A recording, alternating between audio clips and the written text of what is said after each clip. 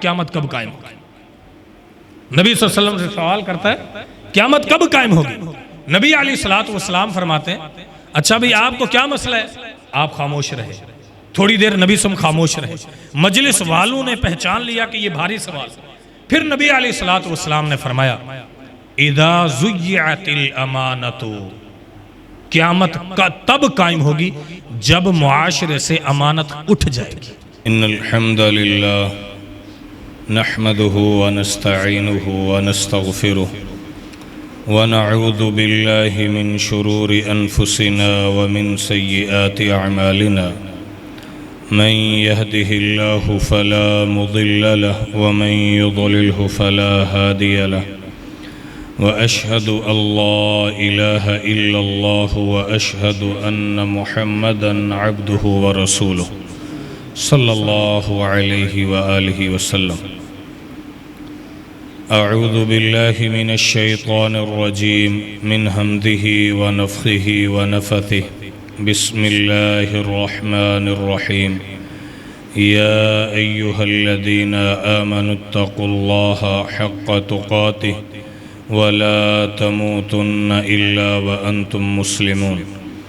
يا أيها الناس اتقوا ربكم الذي خلقكم من نفس واحدة وخلق منها زوجها وبث منهما رجالا كثيرا ونساء واتقوا الله الذي تساءلون به والأرحام إن الله كان عليكم رقيبا۔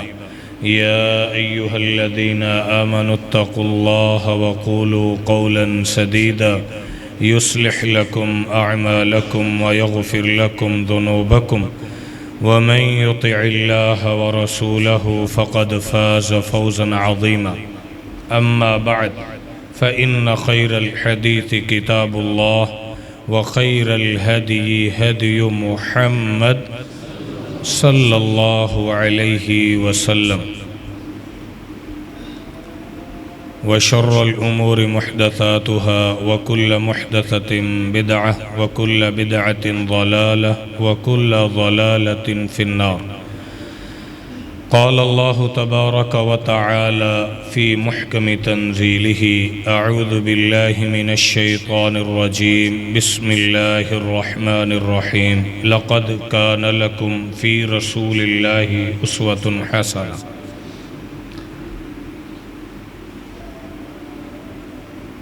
تمام تعریف،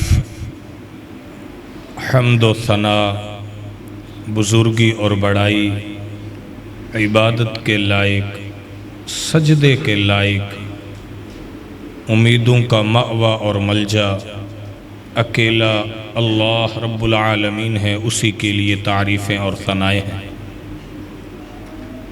درود و سلام ہوں ہمارے اور آپ کے پیر و مرشد، ہمارے اور آپ کے امام، ہمارے اور آپ کے رہبر رہنما،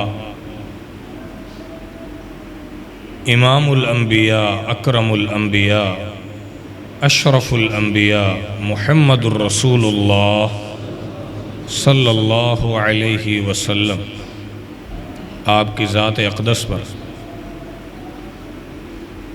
اللہ تبارک و تعالیٰ کا یہ فرمان جو آپ کے سامنے ایک چھوٹا سا ٹکڑا تلاوت کیا ہے کہ لوگوں، اللہ تبارک و تعالی نے تمہارے لیے نبی علیہ السلام کو آئیڈیل اور نمونہ بنایا ہے۔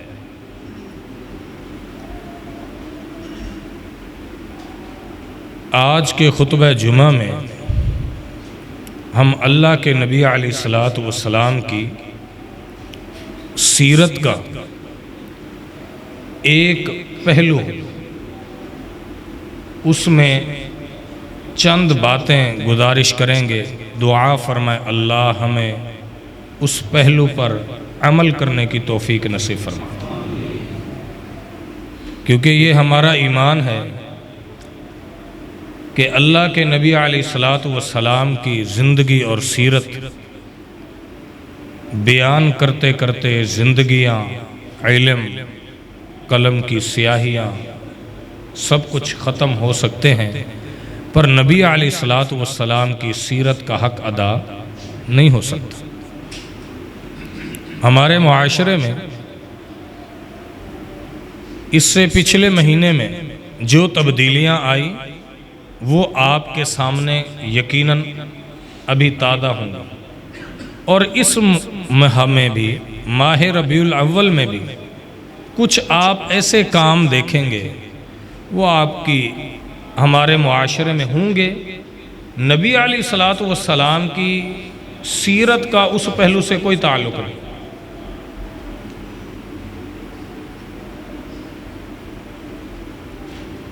اللہ تعالیٰ قرآن مجید کے اندر بے شمار کئی مقامات پر واقعات بیان کرتا ہے، لیکن ایک واقعے کو اللہ پاک نے اپنے پیغمبر محمد الرسول اللہ صلی اللہ علیہ وسلم آپ کی ذات اقدس پر وحی فرمایا، وحی کی، اور ساتھ میں فرمایا کہ اے پیغمبر یہ سب سے بہترین اچھا قصہ ہے۔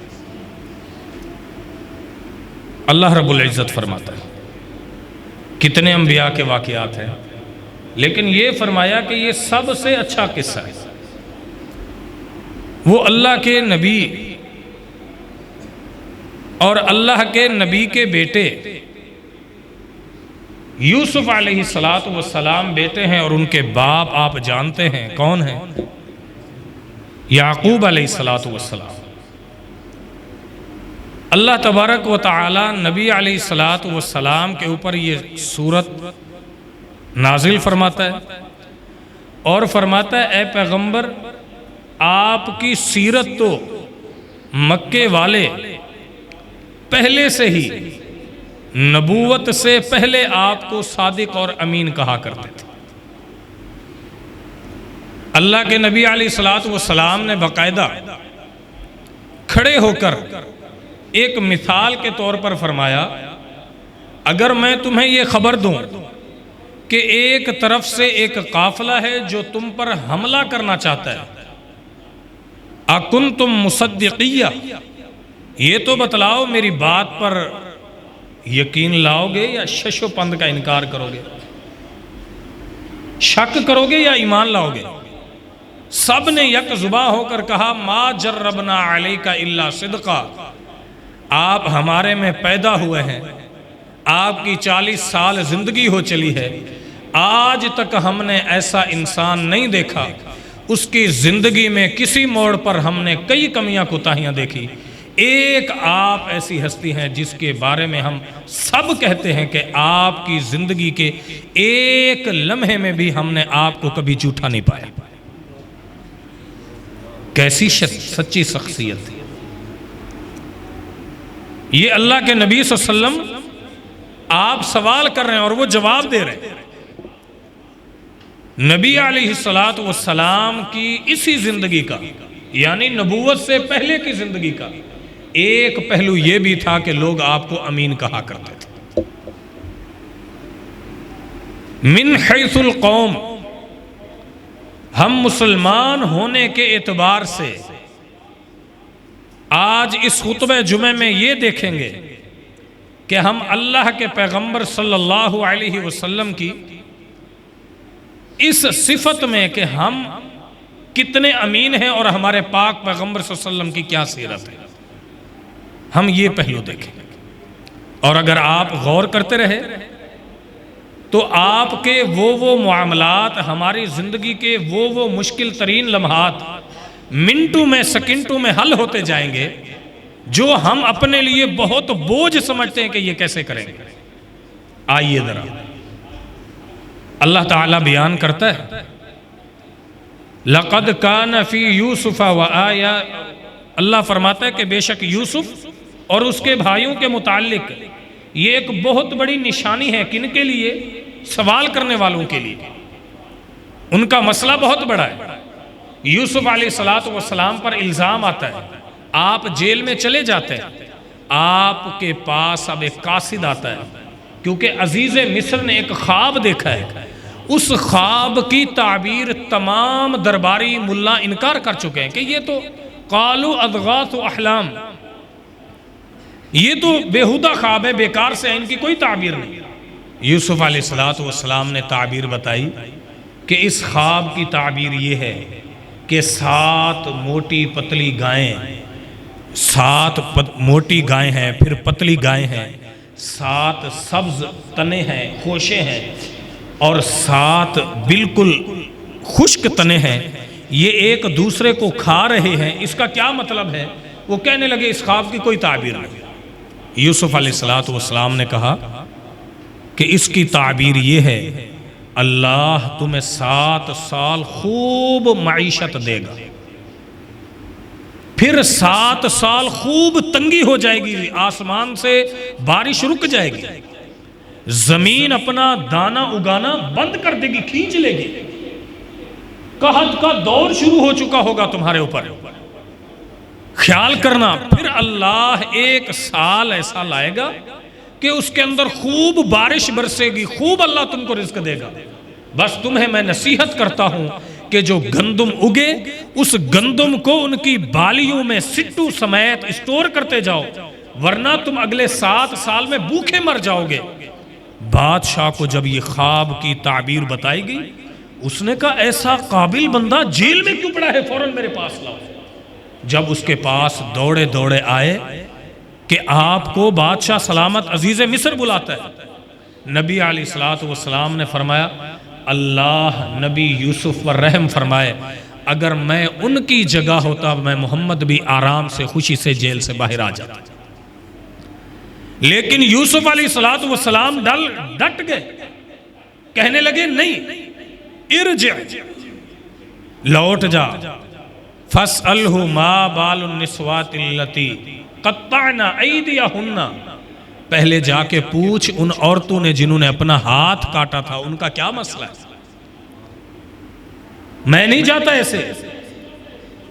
اچھا آپ یہ کیوں کر رہے ہیں یوسف علیہ السلام؟ آپ مظلوم ہیں، آج آپ کی سنوائی ہو چکی ہے، جیل سے آپ کو رہائی مل چکی ہے، آپ کے پاس ڈائریکٹ اوپر سے آرڈر آیا، قاصد لینے آیا بیٹھے، آپ جاتے نہیں ہیں۔ یوسف علیہ السلام ایک جملہ قرآن کی زبانی سنی ہے، اور وہ جملہ آج کے ہمارے موضوع سے تعلق رکھتا ہے، ذَلِكَ لِيَعْلَمَ، یہ میں اس لیے کہہ رہا ہوں تاکہ وہ بادشاہ جان لے۔ میرے دوستو، وہ یوسف علیہ السلام اپنے قاصد کو بتا رہے ہیں یہ میں نے اس لیے کیا کہ نہیں نکلا، تاکہ وہ مالک جان لے جس کے گھر میں میں پلا گیا ہوں، میں پوسا گیا، میری خدمت کی گئی، لِيَعْلَمَ أَنِّي لَمْ أَخُنْهُ بِالْغَيْبِ، میں نے اس کی غیر موجودگی میں اس کے ساتھ کوئی خیانت نہیں کی ہے۔ جب میرے اوپر خیانت کا الزام اٹھ جائے گا اور میں امانت دار بن جاؤں گا، میری امانت کا اعلان کر دیا جائے گا، تب میں یوسف یہاں سے نکل کے باہر آؤں گا، ورنہ نہیں آتا۔ ایسی بہترین اعلیٰ مثال کہ امانت کی وجہ سے اللہ رب العزت نے جب انہوں نے سوال کیا بادشاہ نے اپنی بیویوں سے، اس نے کہا انا راوتہ، ہاں میں آج اقرار کرتی ہوں وہ بے گناہ تھا اور میں نے اس کو کہا تھا۔ تو یوسف علیہ السلام کو بلوایا گیا، پھر آپ آئے اور عزیز مصر نے کہا انک لدینا مکین امین، آج کے بعد آپ ہمارے نزدیک بڑے عزت دار اور عہدہ دیے گئے، آج کے بعد ہم آپ کو کبھی بھی جھوٹا نہیں کہہ سکتے۔ یہ ایک امانت وصف تھا جس نے ایک غلام کو غلامی سے اٹھا کر، ایک قیدی کو جیل سے اٹھا کر بادشاہ کا تخت عطا کر دیا۔ یہ اللہ کا قرآن بیان کرتا ہے، یہ نبی صلی اللہ علیہ وسلم کی صفت اللہ کے سابقہ پیغمبروں میں بھی موجود تھی کہ امانت داری کا وہ خوب خیال کیا کرتا تھا۔ میں اور آپ چاہے جس شعبے سے تعلق رکھتے ہو، ہم اگر اللہ کے پیغمبر صلی اللہ علیہ وسلم کی آمد کا مقصد سمجھیں تو ہمارے اور آپ کے سارے مسئلے مسلمانوں کے حل ہو سکتے ہیں۔ اس ایک صفت کو اپنانے کی وجہ سے کہ ہم سارے اپنی اپنی جگہ امین بن جائیں، خیانت چھوڑ دیں۔ ہر جگہ جو بندہ جہاں ہے وہ جانتا ہے، میں آپ سے کہوں کہ مجھے بتاؤ میں کیسا ہوں، کوئی پوچھنے کی ضرورت نہیں ہے۔ یہ جو یہاں دل بیٹھا ہے، اللہ نے یہ جو ایک چھوٹا سا لوتھڑا بنایا ہے، اس کو رکھ دیا ہے، یہ گواہی دے دیتا ہے، یہ سب سے بڑا جج ہے اور یہ سب سے بڑا چیف جسٹس ہے، یہ فیصلہ کر دیتا ہے حضرت تو امین ہے یا خائن ہے۔ اور یہ چھوٹی بات نہیں، امانت داری انسان کو عزت عطا کرتی ہے۔ کیسے عزت عطا کرتی ہے؟ نبی علیہ الصلوۃ والسلام کا ایک اور بہترین فرمان مسند احمد میں بھی اور بخاری شریف میں بھی اللہ کے نبی علیہ الصلوۃ والسلام فرماتے ہیں کہ دو شخص تھے سابقہ قوم میں، بنی اسرائیل کے الفاظ ہیں، ان دونوں نے آپس میں لین دین کیا۔ ایک شخص نے 1000 دینار قرض مانگا۔ کتنا مانگا؟ 1000 دینار مجھے دو، میں واپس کر دوں گا۔ اور یہ آج آپ کو اچانک یہ مسئلہ ذکر آیا ہے، یہ بھی آپ کر لیں۔ آپ دکاندار ہیں، آپ کے بھائی کے ساتھ لین دین ہے، آپ کے گاہک کے ساتھ آپ کا لین دین ہے۔ شریعت کہتی ہے اذا تداینتم بدین، اگر آپس میں لین دین کرنا ہے فاکتبوہ الی اجل مسمی، اس کو لکھت پڑھت میں لے آؤ۔ آپ کہیں نہیں ہم نے تو دن میں ڈیلی 100 آرڈر دینے ہوتے ہیں، شریعت کہتی ہے ان کو بھی لکھو۔ جب دونوں پارٹیوں میں لڑائی ہوگی فیصلہ کیسے کرو گے؟ شریعت کہتی ہے اس کو لکھت پڑھت میں لے آؤ، لکھو۔ اچھا ان دونوں نے کہا کہ بھئی میں تم میرے سے قرض مانگ رہے ہو، میں تمہیں دیتا ہوں۔ اچھا قرض دیتے ہو، گواہ بناؤ۔ کہنے لگا جی اور تو کوئی گواہ نہیں۔ کیسے گواہ بناؤ؟ ایسا کرو مجھ پر بیلیو کرو، ٹرسٹ کرو، اعتماد کرو، اللہ ہمارا گواہ۔ اس نے اس کو 1000 دے دیا۔ وقت مدت تعین ہوگی کہ میں فلاں ڈیٹ کو آپ کو واپس کروں گا۔ واپس کرنے کی باری آئی، اب یہ شخص قرض لے کے واپس پلٹا، یہ سمندر کے پار اس طرف آیا۔ اب دوبارہ اس نے جس دن ڈیٹ کو قرض واپس کرنا تھا یہ گیا تو اس نے دیکھا دریا میں، وہ سمندر میں طغیانی ہے، بڑی پریشانی ہے، کشتی کوئی نہیں ہے۔ اب کیا کروں؟ جا نہیں سکتا ہوں۔ اب آپ دیکھیے اللہ رب العزت، او میرے بھائیوں، یہ واقعہ آپ صرف کانوں سے سن رہے ہیں، میری طرف دیکھیں، اپنے دل کے کانوں سے سنیں۔ دوبارہ کہتا ہوں اپنے دل کے کانوں سے سنیں۔ دل و دماغ کو یہاں اس کے اندر کھبوئیں، ذرا اس کے نکات نکالیں کہ ایک لینے والا اس طرف کھڑا ہے، وہ بھی پابند ہے کہ اس نے کہا تھا آج میں نے پیسے پیمنٹ کرنی ہے۔ دینے والا اس طرف کھڑا ہے، بیچ میں قدرتی آفت ہے، رکاوٹ ہے، نہ اس کے ذہن میں کوئی غلط بات ہے کہ میں دینا نہیں چاہتا، نہ اس کے ذہن میں یہ بات آئی کہ وہ بے ایمان ہے، یہ بھی ایمانداری کے ساتھ چلا گیا کہ زبان ہو چکی ہے وہ آئے گا۔ اب یہ ہو چکا، وہ کھڑا ہے کہ میں جاؤں، موج ہے، طغیانی ہے، پانی بڑھ رہا ہے، نہیں جا سکتا۔ اچانک اس کو ایک پھٹی، ایک لکڑی ملتی ہے، وہ اس لکڑی کو چیر دیتا ہے، بیچ میں خالی کرتا ہے، اس کا گودا سارا نکال لیتا ہے، 1000 دینار اس کے اندر رکھ دیتا ہے، پھر ایک پرچی لکھ دیتا ہے اور کہتا ہے اللہ تو ضامن ہے، تیرے نام کی وجہ سے اس نے مجھ پر کیا کیا تھا؟ اعتماد کیا تھا۔ اللہ آج میں نہیں جا سکتا کیونکہ تیری مدد نہیں ہے میرے ساتھ، اللہ یہ میرا قرض اس بندے کو پہنچا دے، وہ یہ نہ سوچے کہ میں نے خیانت کی تھی۔ ادھر وہ دوسری پارٹی، وہ دوسرا بندہ اس کنارے کھڑا ہے، وہ انتظار کرتا ہے، سارا دن گزر جاتا ہے، اس کو کچھ نہیں ملتا۔ آخری مغرب کے کنارے جب وہ کھڑا ہے وہاں تو اس کو ایک لکڑی نظر آتی ہے، وہ اٹھاتا ہے، وہ سمجھتا ہے چلو جا رہا ہوں، خالی ہاتھ نہیں جاؤں گا، اس لکڑی کو اٹھا لیتا ہوں، یہ ویسے نظر آ گئی ہے، اس کو جا کے چیروں گا، بالن بلا لوں گا، آگ کے کام آ جائے گی، چلو کچھ تو لیتا جاؤں۔ جب وہ وہاں گھر پہنچتا ہے، اس کو چیرتا ہے، اس کے اندر سے وہ دینار نکلتے ہیں، وہ بڑا حیران ہوتا ہے کہ یہ کیسے ممکن ہے۔ پھر وہ پرچی پر نظر پڑتی ہے، سبحان اللہ، اللہ اس کا قرض اس وجہ سے اس کو پہنچا دیتا۔ یہ کوئی چھوٹی بات ہے؟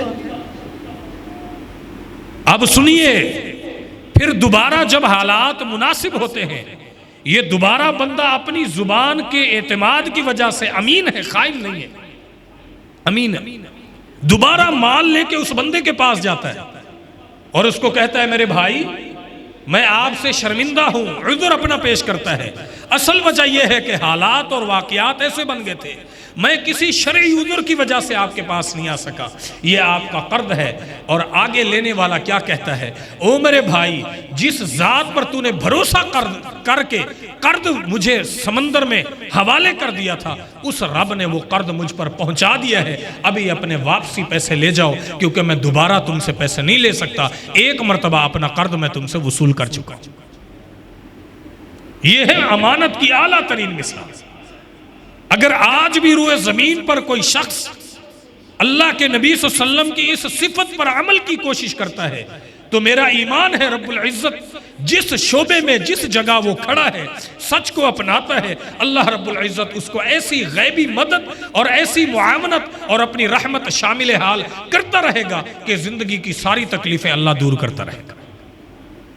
یہ اللہ کے نبی صلی اللہ علیہ وسلم کی سیرت کا ایک چھوٹا سا پہلو جسے ہم سمجھتے ہیں کہ یہ کیا چیز ہے. اس ایک صفت کو اگر ہم اپنا لیں، نبی علیہ الصلوۃ والسلام کیا رہے، آپ نے مزدوری بھی کی ہے، مکہ والوں کی بکریاں چرائی ہیں.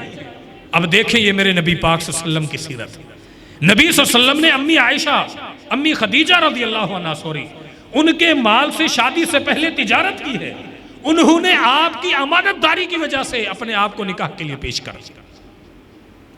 یہ میرے نبی پاک صلی اللہ علیہ وسلم کی سیرت ہے کہ آپ مزدور ہیں تو کیسی امانت کا اعلیٰ نمونہ پیش کیا ہے کہ مالکہ خود آپ کو کہتی ہے کہ اگر آپ مناسب سمجھیں میں آپ سے نکاح کرنا چاہتی ہوں. امانت داری کی وجہ سے، صدق کی وجہ سے، سچائی کی وجہ سے، اللہ سے ڈرنے کی وجہ سے، حرام مال نہ کھانے کی وجہ سے، تھوڑے پر اکتفا کرنے کی وجہ سے، سچائی کو اپنانے کی وجہ سے، غریبی میں بھی اپنی ضمیر کا سودا نہ کرنے کی وجہ سے میرا رب خدیجہ رضی اللہ عنہا کو اور اس کے مال کو میرے پاک پیغمبر کی جھولی میں لا کے رکھ دیتا ہے. یہ ہے سچائی، امانت. آج ہم دیکھ لیں ہمارے مسلم معاشرے کے اندر کس قدر یہ فقدان ہے، کس قدر فقدان ہے. اگر یہ امانت کا جذبہ ہمارے اندر موجود ہو، کیا ہمارے پاس یہ قصے بھائیوں کے، یہ عدالتوں میں پارٹنر آپس میں لڑ پڑتے، بھائیوں کے آپس میں معاملات ہیں، آپس میں ایک دوسرے کو قتل و غارت گری ہے، ایک دوسرے کے ساتھ کس قدر ظلم ہے. اگر میں اسی مجلس میں کہوں کہ آپ میں سے کسی کے ساتھ ظلم ہو تو بیان کریں، ایسے ایسے اس مجلس میں بھی بھائی کھڑے ہوں گے، ایسے واقعے بیان کریں گے ہماری چیخیں نکل جائیں گے کہ حضرت انہوں نے ہم پر اتنے ظلم کیے، ایسے ظلم کیے ہیں. اللہ اکبر. اور ادھر میرے نبی پاک صلی اللہ علیہ وسلم امانت کی اعلیٰ ترین مثال پیش کر کے. صرف یہ نہیں ہے، اس بات کو سمجھیں. آپ کہیں گے یہ عنوان اس موضوع ماہ ربیع الاول کے حوالے سے کیوں انتخاب کیا گیا؟ یہ چھوٹا موضوع نہیں ہے. ایک حدیث سنیے اور صحیح بخاری میں، تاکہ آپ اس بات کو سمجھ سکیں کہ امانت کتنا اعلیٰ وصف ہے. نبی علیہ الصلوۃ والسلام کے صحابی ابو ہریرہ رضی اللہ عنہ کہتے ہیں کہ اللہ کے نبی صلی اللہ علیہ وسلم آپ موجود تھے. ایک دیہاتی آیا اور اس نے سوال کیا. سوال اس کا بڑا سادہ تھا لیکن بہت بڑا تھا. اس نے کہا متی الساعہ، قیامت کب قائم ہوگی؟ نبی صلی اللہ علیہ وسلم سے سوال کرتا ہے قیامت کب قائم ہوگی؟ نبی علیہ الصلوۃ والسلام فرماتے ہیں اچھا بھئی آپ کو کیا مسئلہ ہے؟ آپ خاموش رہے. تھوڑی دیر نبی صلی اللہ علیہ وسلم خاموش رہے.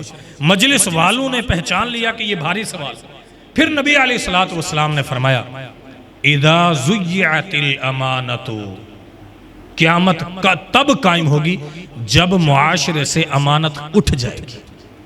اللہ اکبر. قیامت کب قائم ہوگی؟ جب معاشرے سے امانت ختم ہو جائے گی، بے ایمانی کا راج ہوگا، سچائی ختم ہو جائے گی، جھوٹ بلندی پر پہنچ جائے گا، دیانتداری بالکل ختم ہو جائے گی، فراڈ مکاری کے چرچے ہوں گے. اچھا اس نے کہا اللہ کے پیغمبر آپ نے یہ کہا کہ جب قیامت جب امانت یہ ضائع کر دی جائے گی، اب مجھے یہ سمجھائیں کہ امانت ضائع کیسے ہوگی؟ میں ابھی بھی نہیں سمجھا ہوں. نبی علیہ الصلوۃ والسلام نے ایک جملہ ارشاد فرمایا آج آپ اپنے پورے معاشرے پر چھوٹے سے گھر سے لے کر پورے پاکستان کے ہائی لیول کے نظام تک اور پھر پوری مسلم دنیا پر آپ یہ فٹ کریں. آپ مجھ سے زیادہ دنیا کو جانتے ہیں, زیادہ گھومتے پھرتے ہیں. آپ ذرا دیکھیں میرے پاک پیغمبر کا فرمان بعین ہی حرف بحرف سچا ہے یا نہیں ہے, آپ نے گواہی دینی ہے. نبی علیہ الصلوۃ والسلام نے فرمایا امانت تب ضائع ہوگی اذا وسد الامر الى غیر اہلھا, جب کسی معاملے کو کسی کے سپرد کر دیا جائے گا, اس کو اس معاملے کا لیڈر بنا دیا جائے گا, لیکن وہ لیڈر اس معاملے کا اہل بھی نہیں ہوگا. اب آپ دیکھ لیں, امانت دار بیت المال کا امانت دار اس کو بنایا جائے گا جو خائن ہوگا, جج اس کو بنایا جائے گا جو جھوٹا ہوگا. اللہ اکبر. صرف آپ چھوٹے سے گھر سے لے کر پوری دنیا تک یہ مثال قائم کریں میرے پاک پیغمبر کی. یہ حدیث آپ کو ایک نقطہ بھی کوئی جھوٹا ہوتا ہوا نظر آتا ہے؟ دوبارہ حدیث کا مفہوم نبی صلی اللہ علیہ وسلم نے فرمایا قیامت تب قائم ہوگی جب کوئی عہدہ, کوئی منصب, کوئی مقام کسی ایسے بندے کو دے دیا جائے گا جس کا وہ اہل نہیں ہوگا. خیانت کا زور ہوگا. اقربا پروی ہو, اقربا پروی ہو, یعنی اپنے بندوں کو, اپنے گروہ کو, اپنی پارٹی کے بندوں کو ہی نہیں کرتے جاؤ. کوئی پرواہ نہیں ہے, امانت دار ہے نہیں, سچے ہے جھوٹے ہے کوئی پرواہ نہیں. کسی بھی پوسٹیں آئی ہیں بس ٹھیک ہے فل کرنی ہے کسی بھی اعتبار سے. اللہ اکبر. یہ نبی صلی اللہ علیہ وسلم کی حدیث کو آپ سمجھیں کہ جب امانت اٹھا دی جائے گی, ضائع کر دی جائے گی, تو اللہ کیا قائم کرے گا؟ قیامت قائم کرے گا. اس میں امت مسلمہ کے دونوں افراد کے لیے, وہ کسی بھی شعبے سے تعلق رکھتے ہوں, یا وہ غریب ہوں یا امیر ہوں, نبی پاک کی سیرت ہمارے سامنے. عبداللہ ابن مبارک رحمہ اللہ بہت بڑے اللہ والے تھے, بہت بڑے محدث تھے. ان کے حوالے سے ایک واقعہ کہ یہ ایک باغ میں 2-2.5 ماہ ڈیوٹی دیتے رہے. وہاں پر مالک آتا ہے اور کہتا ہے کہ انار توڑ کے لاؤ, اس کا جوس پلاؤ. وہ چیک کرتا ہے اور وہ کہتا ہے کھٹا ہے اور لے کے. دوبارہ وہ لے کے آتا ہے, پھر کھٹا ہوتا ہے, ترش ہے. تیسری بار اس کو کہتے ہیں کہ آپ کو اتنا وقت ہو گیا ہے, آپ کو یہ نہیں پتا چلتا کہ میٹھا کون سا ہے اور کھٹا کون سا ہے. آگے سے وہ جواب دیتے ہیں کہ حضرت آپ نے مجھے باغ کی حفاظت کے لیے رکھا تھا, میں حفاظت ہی کرتا ہوں. آپ نے مجھے یہ نہیں کہا تھا کہ کھایا بھی کرو, میں نے آج تک چکھا ہی نہیں ہے, کھایا ہی نہیں ہے, مجھے کیسے پتا چلے گا میٹھا کون سا ہے کھٹا کون سا. ایسی امانت داری جب آ جاتی ہے پھر اللہ ان کو وقت کا بہت بڑا محدث بھی بنا دیتا.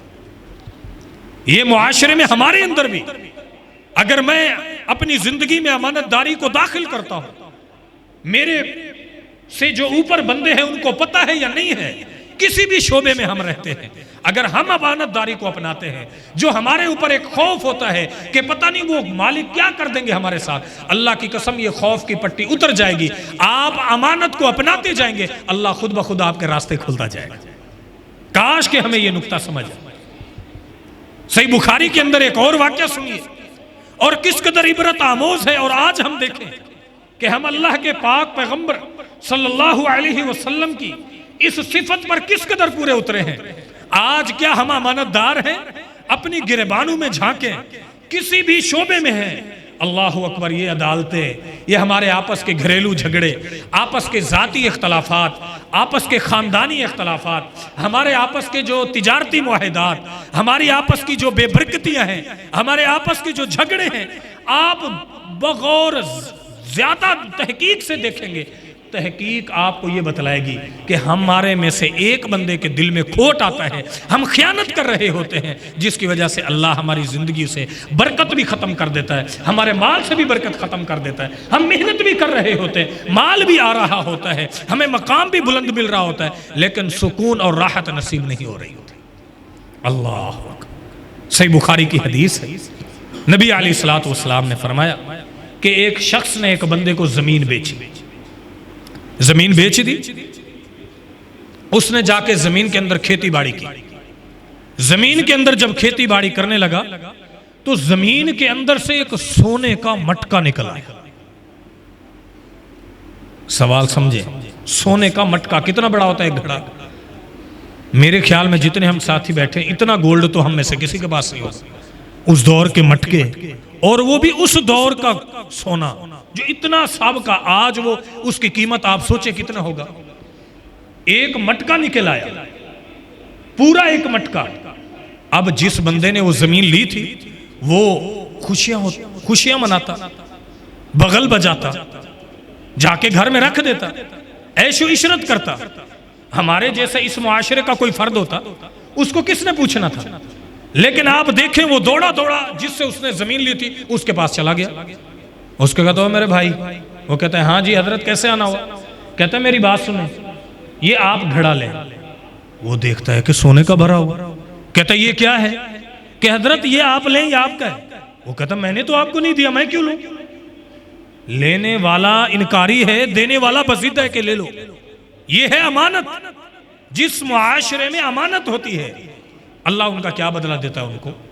اب اس نے کہا حضرت اصل وجہ یہ ہے، آپ نے مجھے سونا نہیں بیچا، واقعی سچ کہہ رہے ہیں، آپ نے مجھے زمین بیچی تھی، اس زمین کی قیمت میں نے آپ کو ادا کی ہے، تو ظاہری بات ہے جو زمین کی قیمت تھی وہ میں نے آپ کو دی ہے، سونے کی قیمت تھوڑی دی ہے، یہ زمین آپ کی تھی میرے سے پہلے، تو یہ سونا بھی آپ کا ہے، یہ سونا آپ لیں۔ آگے سے اگلا کہتا ہے جب زمین میں نے بیچ دی تو جو کچھ زمین میں تھا وہ بھی چلا گیا، اب یہ تیرا میں نہیں لیتا۔ دونوں لڑ پڑے، دونوں کا قاضی کے پاس فیصلہ آ گیا۔ ایک دینے پر بضد ہے، حضرت اس کو کہو سونا لے لے، دوسرا لینے سے انکاری ہے کہ میں نہیں لیتا ہوں۔ اس نے کہا بھائی لڑتے کیوں ہو؟ ایک کام کرو آپس میں۔ وہ کام یہ ہے، کیا تمہارے گھر کوئی بیٹی ہے؟ اس نے کہا میری بیٹی ہے۔ اچھا تیرا کوئی بیٹا ہے؟ اس نے کہا بیٹا ہے۔ کہا ایسے کرو ان دو بچے اور بچی ان دونوں کا رشتہ طے کر دو، اور بطور حق مہر کے جو خرچہ آتا ہے یہ سونا دے دو، اور اس میں سے اللہ کے راستے میں بھی کچھ خرچ کرو۔ اللہ اکبر۔ اب آپ دیکھیں یہ صحیح بخاری کی حدیث ہے، یہ واقعہ تو آپ نے سن لیا ہے۔ اب آپ کو اس سے ایک اور باریک نکتہ نکال کے دیتا ہوں، اگر آپ سمجھ چکے ہوں گے، لیکن نہیں سمجھے تو یہ نوجوان بھائی جو میری عمر کے، جنہیں ایک جنون ہوتا ہے کہ ہم نے بہت بڑا تاجر بننا ہے، ہم جو چاہیں کریں۔ اللہ اکبر۔ جب والدین امانت دار ہوتے ہیں اللہ رشتے بھی اچھے نصیب فرما دیتا ہے، دولت کا بھی بندوبست فرما دیتا ہے۔ والدین اگر امانت دار ہو اللہ رشتے بھی اچھے دے دیتا ہے، ان کا فیوچر بھی بہترین محفوظ کر دیتا ہے۔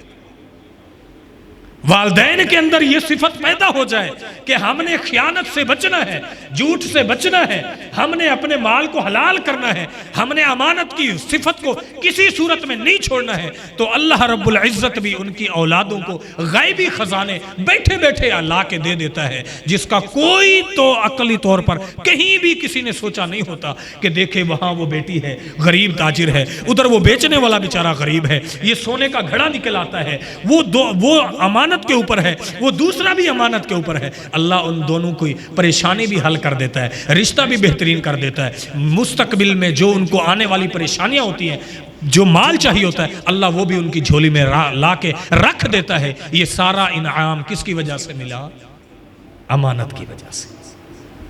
سبحان اللہ۔ کاش کہ ہم اللہ کے نبی صلی اللہ علیہ وسلم کی، آپ کیا سمجھتے ہیں جب آپ خطیبوں سے سنتے ہیں کہ اللہ کے نبی صلی اللہ علیہ وسلم کو امین اور صادق کہا جاتا تھا، آپ نے اس ایک جملے کو سمجھا ہی نہیں ہے۔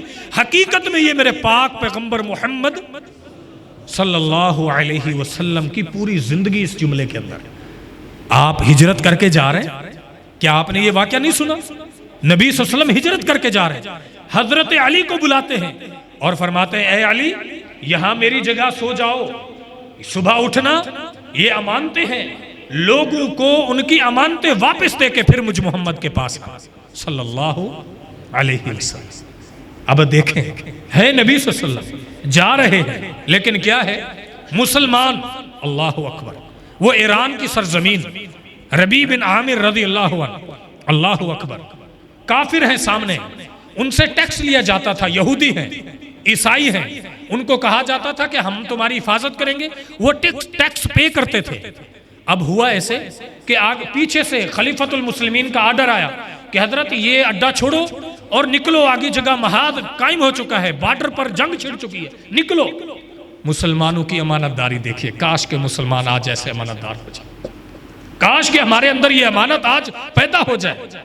مسلمان رخت سفر باندھ رہے ہیں، یہ مورخ لکھتا ہے کہ مسلمان رخت سفر باندھ رہے ہیں اور عیسائی زارو قطار رو رہے ہیں، اور مسلمان ان کا ٹیکس یہ کہہ کر واپس کر دیتے ہیں کہ آج کے بعد ہم تمہاری ذمہ داری حفاظت والی جو ہم نے کہا تھا کہ ہم تمہاری پہرے داری کریں گے نہیں کر سکتے ہیں، ادھر جنگ چھڑ چکی ہے، ہم نے وہاں پہنچنا ہے، یہ تمہارا ٹیکس تم کو واپس کرتے ہیں، اب ہم اپنا سامان باندھ رہے ہیں۔ ادھر سے مسلمان کیا کر رہے ہیں کہ یہ سفر باندھ رہے ہیں، ان کا بشپ پادری کھڑا ہے، وہ ان مسلمانوں کی اس حالت کو دیکھ کر کہتا ہے لوگوں، اگر ہم لوگوں کو اختیار دیا جاتا کہ تم اپنے اوپر ایک امیر کو چن لو تو اللہ کی قسم ہم عیسائی ہو کر عیسائیوں کو نہ چنتے، ان مسلمانوں کو چنتے، یہ ہمارے درمیان رہے، جب تک حفاظت کرتے رہے، ہم سے ٹیکس لیتے رہے۔ آج دیکھو یہ جا رہے ہیں، کہتے ہیں ہم حفاظت نہیں کر سکتے ہیں، یہ ہمارے ٹیکس کے پیسے بھی واپس کر کے جا رہے ہیں۔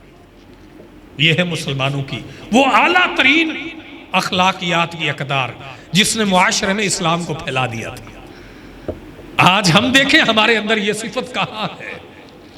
یہ میرے پاک پیغمبر صلی اللہ علیہ وسلم کی وہ صفت ہے جس کو ہمارے معاشرے میں بھلا دیا گیا ہے۔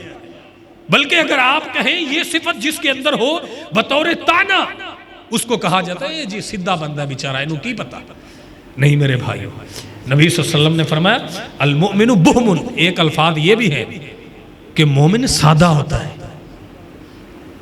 مومن سادہ ہوتا ہے، وہ کسی کے ساتھ فرادی کرنے والا نہیں ہوتا۔ یہ نہیں ہے کہ کسی نے، جو آج ہمارے معاشرے میں ہے، قرض جب لیتے ہیں انتہائی سادہ معصومانہ ادائیں ہوتی ہیں کہ بندہ دیکھے تو ایسے کہے کہ تیری ادا پہ فدا، لیکن جب قرض ہم نے واپس لینا ہو تو ہمیں بھکاری پڑنا پڑتا ہے کہ جناب بڑی مہربانی، اور بتانا پڑتا ہے ہمارے گھر میں یہ پریشانی ہے، ہم بڑے پریشان ہیں جناب دے دیں، یعنی دیتے ہیں تو بڑا احسان کرتے ہیں، جب ہم نے قرض لینا ہو تو یتیم بن کے ہمیں پیسے ملتے ہیں۔ کس قدر ظلم کی بات ہے۔ پھر آگے سے جو قرض لینے والے بندے، ابھی اللہ اکبر، یہ کچھ عرصہ قبل کی بات ہے، مسجد کلثوم یتیم خانے میں ایک کیس آیا، وہ ایک بھائی نے مجھے کہہ دیا کہ حضرت یہ بندہ ہے، ہم نے دیکھا تھا کہ یہ آپ کے پاس ایک دو مرتبہ آیا ہے لیکن یہ قرض نہیں دیتا۔ میں نے فون کیا، اس کو بلا لیا تو وہ مسجد میں بیٹھ کر کہتا ہے کہ اچھا تو ایک گل قاری صاحب نو کہہ دیتی ہے، پھر ہون جا تینوں کر لواواں گا، پیسے بھی تینوں نہیں دیا گا۔ یعنی ایسی ہماری معاشرے کی حالت ہو چکی ہے کہ ہم امانت تو دور کی بات ہے امین بننے کے، لوگوں کا جو ہم نے حق دینا ہے اپنا نہ دے وہ ان کا حق بھی دینے سے ہم کوتاہی کرتے ہیں۔ اور نبی صلی اللہ علیہ وسلم کی صفت کیا ہے؟ اس لیے یہ آپ قول بار بار سنتے ہیں کہ کوئی بھی معاشرہ کفر پر تو چل جاتا ہے لیکن ظلم کے ساتھ نہیں چلتا، عدل کے ساتھ چلتا ہے۔ عدل، امانت، یہ نبی صلی اللہ علیہ وسلم کی ایک بہترین صفت تھی جو آج ہمارے معاشرے میں بھلا دی گئی۔ آئیے نبی علیہ الصلوۃ والسلام کی اس مہینے کے اندر کثرت سے سیرت کے اوپر خطبات ہوں گے، آپ محلے گلی کوچوں میں دیکھیں گے وہ جو معاشرے میں ہو رہا ہے، جو لوگ کرتے ہیں، ان کا نبی صلی اللہ علیہ وسلم کی حقیقی سیرت کے ساتھ کوئی تعلق نہیں۔ ہمیں آپ کو یہ غور کرنا پڑے گا، میں اور آپ عہد کریں کہ ہم نبی صلی اللہ علیہ وسلم کی سیرت کو اپنانے کی کوشش کریں۔ اللہ مجھے اور آپ کو عمل کی توفیق دے۔ وآخر دعوانا الحمدللہ رب العالمین۔